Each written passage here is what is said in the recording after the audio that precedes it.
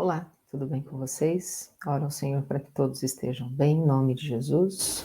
Mais uma semana com os nossos estudos, mais uma semana olhando para a palavra do Senhor e pedindo que ela ministre o nosso coração, nos ensine, transforme a nossa vida, em nome de Jesus. Hoje nós vamos ver 1 Reis, primeiro livro de Reis, capítulo 17, versos 14 e 17. Diz assim: Pois assim diz o Senhor, o Deus de Israel: a farinha na vasilha não se acabará, e o azeite na botija não se secará, até o dia em que o Senhor fizer chover sobre a terra.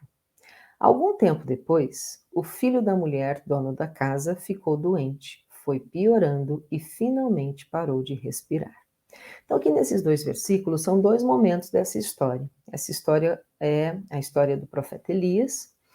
Elias, ele chega para o rei Acabe, um rei muito ímpio, e como juízo de Deus, ele chega e diz: Acabe é o seguinte, a partir de agora não vai mais chover sobre a terra, até que eu ore e volte a chover. E começou a acontecer isso, né? Daquele momento que Elias diz para o rei: não chove mais. E Deus dá uma direção para Elias para ir até onde era a região onde estava o riacho de Querite. E ali Deus iria providenciar o cuidado para Elias. E ali, você lendo a história, você vê que Deus envia corvos para alimentar Elias.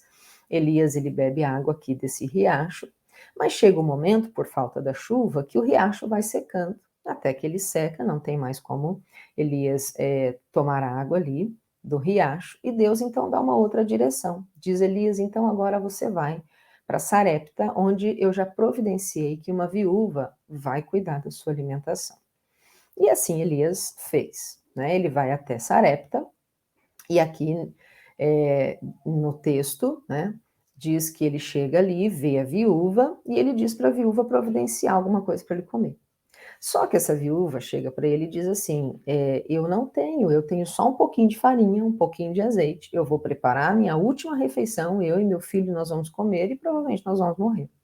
E Elias então responde, o que nós acabamos de ver aqui no versículo 14, dizendo que ela podia ficar tranquila, que Deus iria fazer um milagre, né? E que a farinha não iria acabar, o azeite não iria acabar. Então, que ela fosse, fizesse alguma coisa para ele comer, e ela veria, então, esse milagre acontecendo. Essa viúva acredita, crê nisso, né? Ela vai, faz, e ela vive esse milagre. E ela começa a ver que dia após dia a farinha não acaba, o azeite não acaba, né? Agora, trazendo isso para a nossa vida, e depois eu vou comentar esse outro versículo que a gente leu, né, o versículo 17, mas eu queria trazer isso aqui para a gente refletir um pouquinho. Ah, Ali nós encontramos uma promessa de provisão, né? Elias, usado por Deus, ele dá essa promessa para essa mulher. Fala: olha, obedeça, né, faça isso e você vai ver a provisão de Deus. Então, o primeiro ponto que eu acredito que a gente pode trazer para a nossa vida é essa promessa de provisão, uma provisão sobrenatural num tempo de escassez. Nós já vimos em outras promessas que a gente estudou, Deus se revelando como Jeová Jireh, como Deus da provisão. Nós já vimos isso, né?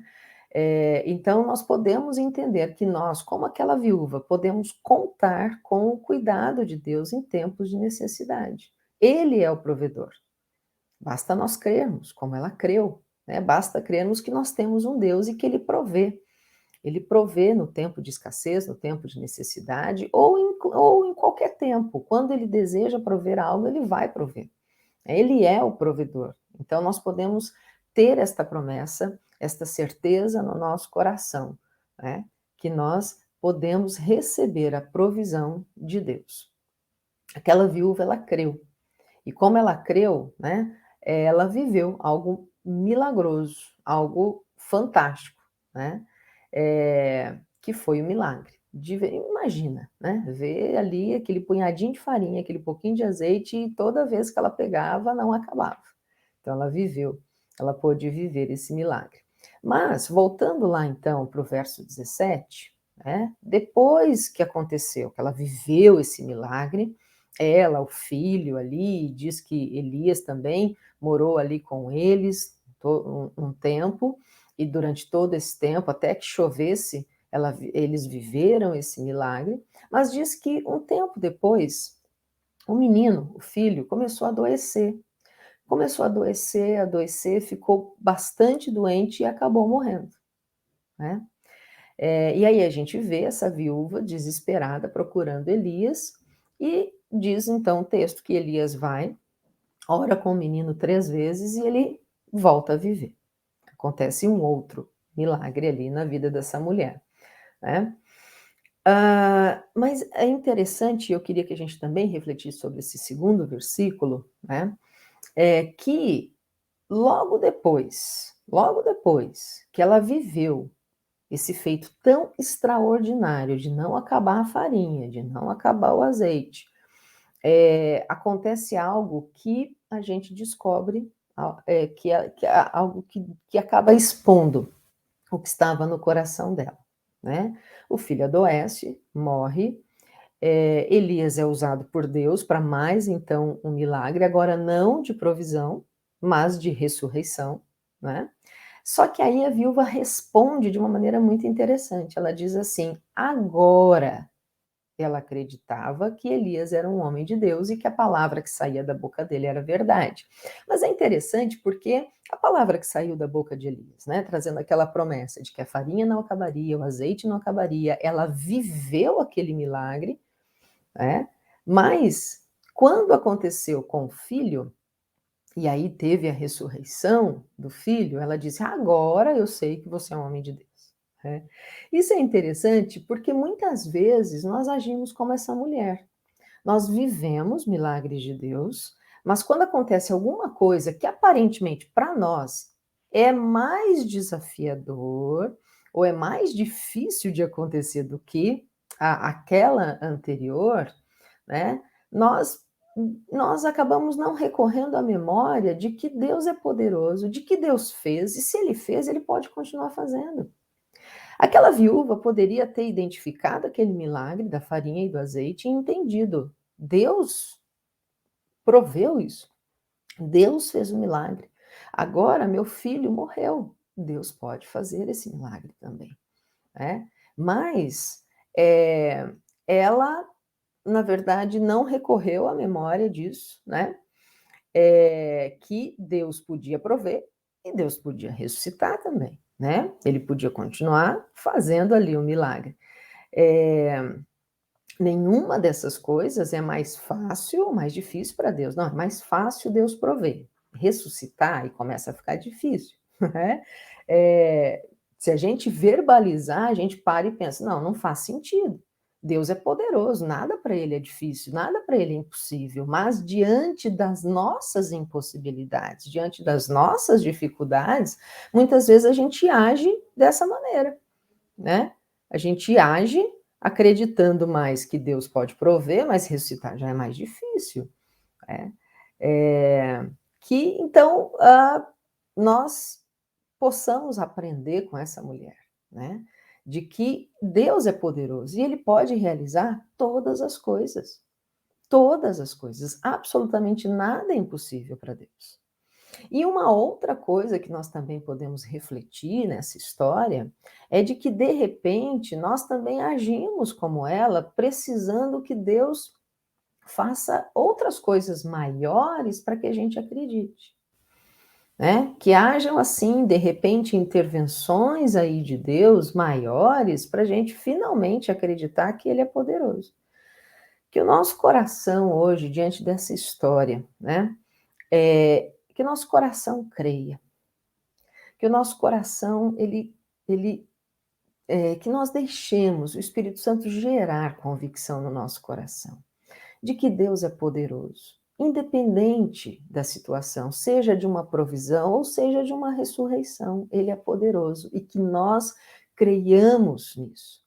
Nós creiamos que Ele é Deus e que isso baste na nossa vida, que a gente não precise que Ele fique provando, sabe? Que Ele fique tendo que fazer outras coisas maiores e maiores, maiores, para a gente finalmente acreditar. mas que no nosso coração a gente creia em Deus e que isso baste na nossa vida, que isso baste a cada dia da nossa vida. Ele é poderoso, ele é fiel, ele prometeu, ele vai cumprir. E absolutamente nada é difícil para ele fazer.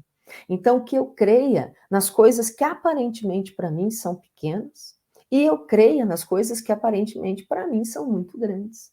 Porque, na verdade, quem faz o milagre, quem responde a promessa, né? Quem cumpre a promessa é Deus. E se é Ele, então Ele pode fazer todas as coisas e qualquer coisa. Que o nosso coração descanse nesta verdade. Que o nosso coração olhe para hoje, para o nosso dia, para essa semana. Que o nosso coração olhe para a nossa família. Que o nosso coração olhe para as dificuldades que estão diante de nós, né? E que o nosso coração seja um coração que crê, seja um coração que saiba, existe um Deus, Ele está aqui, Ele é poderoso, Ele é fiel, Ele me ama e Ele pode todas as coisas. Por isso eu vou descansar, sabendo que Ele vai fazer. Que Deus nos ajude, que Deus nos abençoe, que nós possamos aprender com cada uma dessas promessas, né? Que nós possamos conhecer cada vez mais quem é esse Deus, que nós possamos aprender como deve ser a nossa conduta diante de cada situação, como deve ser a nossa resposta, inclusive, para aquilo que Deus deseja realizar. Que Ele nos ajude, que Ele nos abençoe nisso em nome de Jesus. Vamos orar para a gente terminar. Senhor, muito obrigada pelo teu amor, pela tua graça, muito obrigada pelo teu cuidado por nós. Muito obrigada, Senhor, porque o Senhor nos ensina, muito obrigada porque o Senhor se revela a nós. Que nós possamos a cada dia aprender mais quem é o Senhor. Que a cada dia esta convicção esteja cada vez mais profunda no nosso coração e que isso baste na nossa vida, em cada situação que nós vivemos. Em nome de Jesus nós oramos, pedimos e te agradecemos. Em nome de Jesus. Amém. Que Deus abençoe de uma maneira muito especial a sua semana, que Ele continue ministrando o teu coração, em nome de Jesus, e se Deus quiser, a semana que vem a gente se vê. Tchau, tchau.